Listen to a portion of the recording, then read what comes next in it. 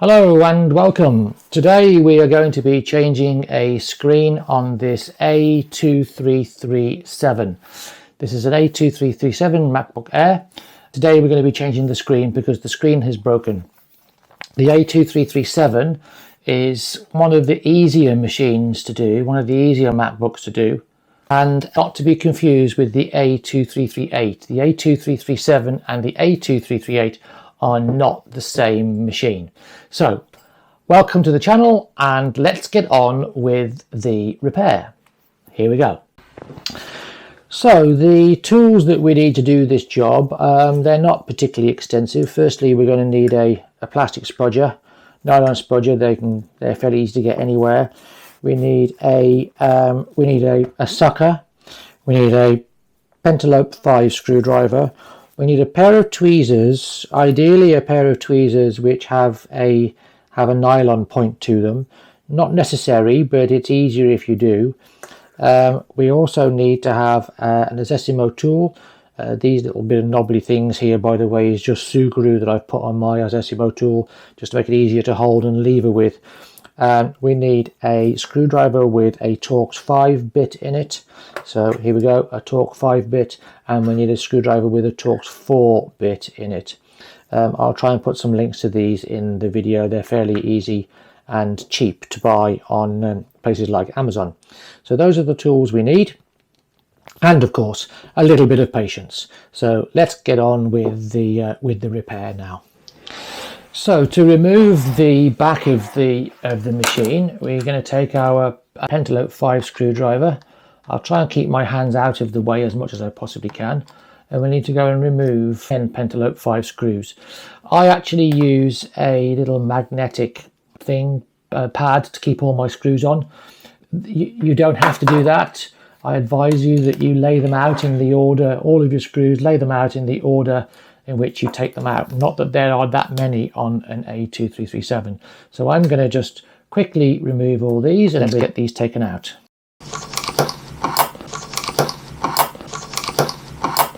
Okay, so to get the back off the A2337, we're going to place our sucker on, and then I'm going to turn it around a little bit here so you can see it. And all I'm going to do is I'm going to lift slightly in the corner. I didn't need the adjustment there. Look at that; it came straight off. Some of the MacBook Pros, I need it on this side. So on this side, I'm going to just lift it slightly, pop my Adesimo in like so, pop this off like so, and it came straight off. On some of a lot of the MacBook Pros, they don't come off quite as easy as that. You actually have to lever the bottom plate forward and lift it up, but the 2337 you don't. And then the back plate just comes straight off like so. So the next thing we're going to do is I'm going to turn this around so you can see it. The next thing we're going to do is we're going to very quickly disconnect the battery. In fact, it should be the very first thing you do after removing the back plate. There is a little tiny catch here. You lift this catch up like so, that just pops over, and here's the catch so you can see it. And with that you can just pull the battery off, and that's it. The battery is now disconnected. I prefer to do these when I'm taking the screens off these. I actually prefer to do them this way round, but I'm not sure you'll be able to see it that well. So when I do these, I prefer to have the screen down by my lap here. It's just easier for me to get at everything. So I'm going to move the camera over a little bit like so, so you can hopefully see what I'm doing and how I'm doing it. So hopefully you'll be able to see everything that I see. Maybe I can make that a little bit lower. And there we go. It's all plastic, so nothing can be shorted. So here we go. I prefer to do these with the screen facing down towards me once the battery's disconnected and opened. Of course, if I do this while the battery's connected, it'll turn the machine on, which I don't want to do. So battery off first, and then pop the screen like so. So now, there was one other tool I forgot to mention that you'll need a Torx 8 screwdriver, and the Torx 8 screwdriver is to remove the 6 hinge pin bolts which are there. Now, a little bit of a tip for you. Most screens, when you buy them, they will have these brackets missing, this one and this one. So some have them on, some don't. So be wary that you should have 3 plates here. I will remove this one in a minute, but we need to make sure that this plate and this plate still exists. So to be on the safe side, I know the screen that we've had arrive doesn't have, or the replacement that I have that's arrived doesn't have these on, and some don't. So you need to get yourself a Torx 4 screwdriver, and we're just going to remove these 2 plates because we need them for the new screen. And I'm going to put that over to there like that. You can't see where that's going because it's out of camera. And I'm going to remove this one. And I'm going to take my pair of tweezers, just remove that out the way, and then I'm going to do the same with this one because I'm going to need these on for the new screen. That like that, and that like that, and I'm going to grab my tweezers again, pick this up, and pop these out of the way. Fabulous. If you don't put these on, or you forget to put these on, you run the risk of these 2 cables popping off, which I'm going to try and demonstrate to you. Like that, they can pop off, and we don't want them to pop off. I'm not going to bother putting it back on because I'm taking the whole screen off. Right, so now I need to remove the plate that holds the LDVS connector on, which is this one here, the display connector. So I'm going to remove this plate. Again, it's 2 T4 screws, like so. And here we go. I'm going to put those out of the way. Again, get my tweezers. Here they are. Couldn't quite see them then. And I'm going to take this plate and put that out of the way. So now I can release the LDVS, or the display connector cable, which is there. It just pops off, and we're going to pop that gently back, not forcing it too much, gently back out of the way. Perfect. So now let's start removing some other screws that we need to get out. A lot of these screws on this machine are T4 screws. So apart from these, which are T5 screws. So I'm going to remove these 2 T5 screws here. This, by the way, this metal plate, this is the antenna, which is connected to the logic board via these 2 cables. The antenna is used for the Wi-Fi, and it is also used for the Bluetooth. So we're going to get this out of our way. I'm just removing the screws, and like so. Of course, the antenna is also fastened there, and that's a T4 screw. Look, if you're not sure if it's a T4 or a T5, if I put a T5 screwdriver on there, it doesn't fit. So, don't worry.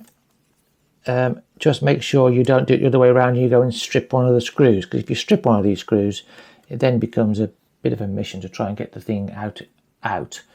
So I'm going to get rid of that screw, grab my tweezers again, and I'm going to get that out the way. Now, these need to come off. When you remove these, you simply pry them upwards. Don't pull them this way. You gently pop something underneath them, and you gently pry them up like so. Putting them back on in a bit, as you will find out, is not quite so easy, but you'll see all that working in a little while.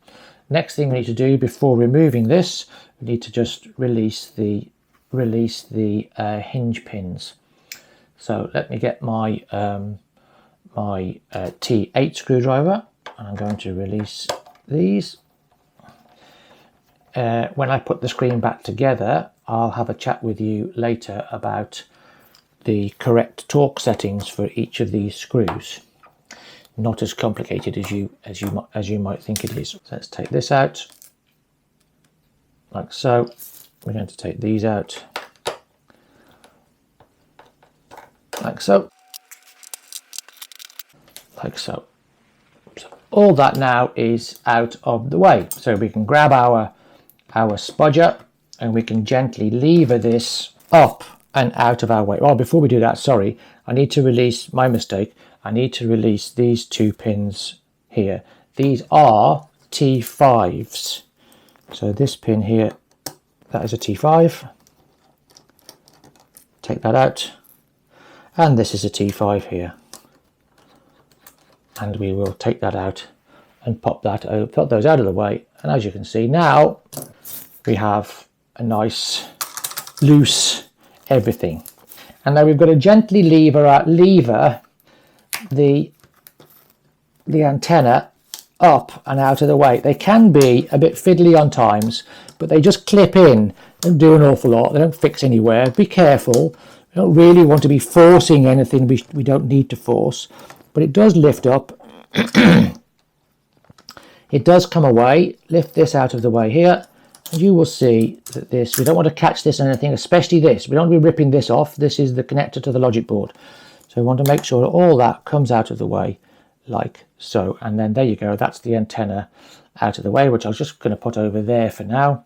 And then because I've already bent these back, all we have to do now is gently lift the failed screen out. So there we go. That's the removal of the screen. So now let's get on to the next bit, which is fitting the new screen.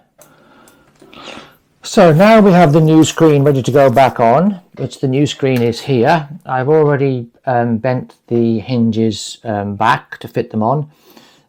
I know before you comment, this screen is a different color. It's the way the customer wanted it. The screen color for the A2337s come in 3 colors, either silver, slate gray or rose gold. It doesn't actually matter which one you put on which. They kind of look funky if you've got a 2-tone machine. But anyway, so we're now going to pop this screen back onto the machine. So I'm going to turn it around, and I need to lift up the circuit board, pop that over, and I'm just literally going to place this on and pop it in like so. Easy peasy. Remember earlier when I said to you about needing those plates at the start?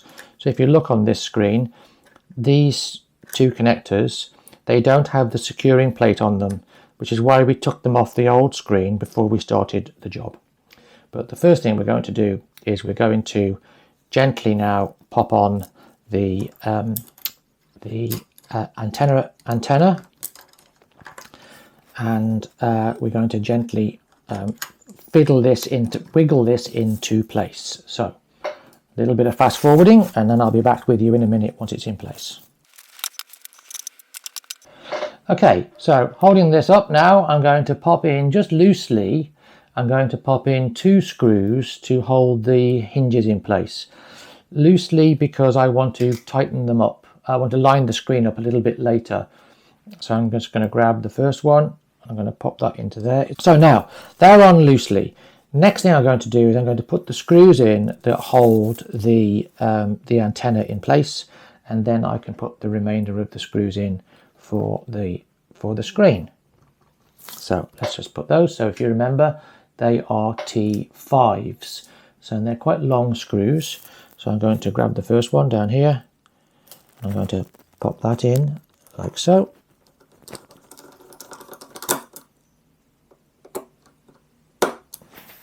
Remember I said to you a little bit earlier I was going to talk with you about torque settings. Well, I have a little bit of a joke about the torque set. There aren't any torque settings, but what you don't want to do is over tighten anything, or tighten appropriately. So these screws, they are what I call finger tight. So I just literally take this and I tighten it to it so it's finger tight, no more than finger tight. So that just goes in like so.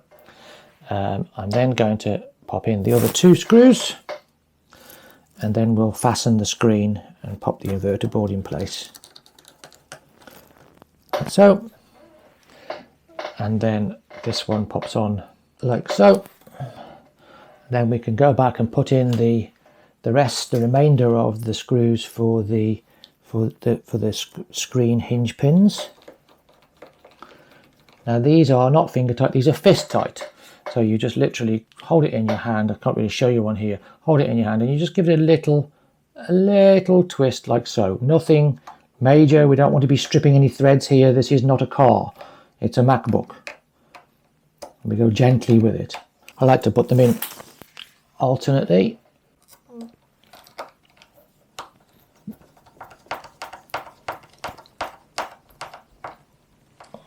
And the last one in the other side. And then these bits are done. And then we've got a bit of fiddly stuff to do, like so. So next, we're going to connect these in a minute, but the first thing we're going to do is to pop the inverter board in place. Now I find it's a bit easier to get the LDVS connector on, the display connector on, if this is not already pressed down, because it comes on at an angle. So what I like to do is, this is hard for me to show you, but I like to press this into place like so. And you heard that click there. I like to press that into place before I put the board down. It's just easier to get on. So now I'm going to pop the two T5 screws in, which hold the inverter board in place. And there's one goes into here, like so. And the other one goes in to the side, like so. Now we need to put those 3 plates back on. So we'll do it in reverse order. We'll put the plate on first, which is for the display connector. So we're going to just line that up over like that. These are the T4 screws now. So I've got these two T4 screws lined up. So I'm going to put this on my screwdriver because it's also magnetic. And then I'm going to screw the first one in just a little tiny bit, just to hold it in place. I'm going to grab the other one and I'm going to put that on my T4 screwdriver, and I'm going to put that into place like so. And remember, these are only finger tight and finger tight. And then we need to put on the 2 plates that we took off the old screen. Remember I said that there's a plate that the plates that don't come on the new screens. So I've got to get it the right way round. So I'm going to put these 2 plates on, right way round. Going to get you can't get the orientation wrong, but I've also got quite big chunky fingers, so it's not always that easy to do. It's easier for people with smaller fingers, but hey ho. And once we've done these, all we then need to do is to reconnect a few things, like the antenna, because we haven't put these back on yet. See, that's now back in place. Not too tight, just a little gentle nick, like that. Not too tight, otherwise you'll go and strip it. And then we get the other one, and everything's a bit fiddly because it's all small. Pop that one in, just lay that over like so. Grab one of the screws, place this in here, on here, the other screw, and place this on like so. So now we are almost all done. What we need to do now is we need to get, this is the fiddly bit, we need to get these 2 back lined up and back on. Now if you're anything like me, certainly as I've got older, I need my extra pair of glasses because everything's a little bit small now as I'm getting older. So you gently look at it. This is very hard for me to show you. Let me see if I can reposition the camera. Hold on.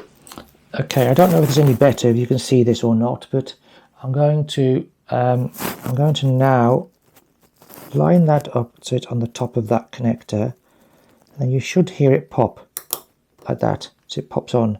And then I'm going to line this one up so it's on top of that connector, and you should hear it pop. Yeah, it's very quiet, but that's the pop there. And then we take the plate. The plate is quite small. We pop the plate back on here, and this is a reasonably good idea because it's designed to stop it coming off. And this is, or the wire's coming off. And this is also a T4 screw. And you simply place this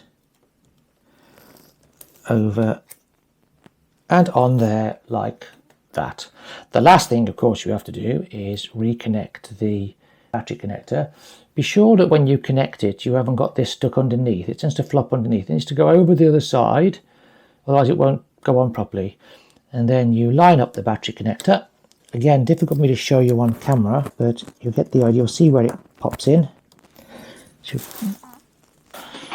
once you've got the connector on, you just take this little bit of a catch over like so, and just pop that into there, and that will just hold it. Hold the battery connector in place. So there you go. That's how to remove and replace the screen on an A2337 MacBook Air. This screen was supplied by ReplaceBase, who are, in my opinion, not probably, but in my opinion, they are the best screen and Mac repair parts suppliers in the UK, and I will put a link to them, as I said before, in the video description below. Until then, be careful and enjoy your repair. Bye for now.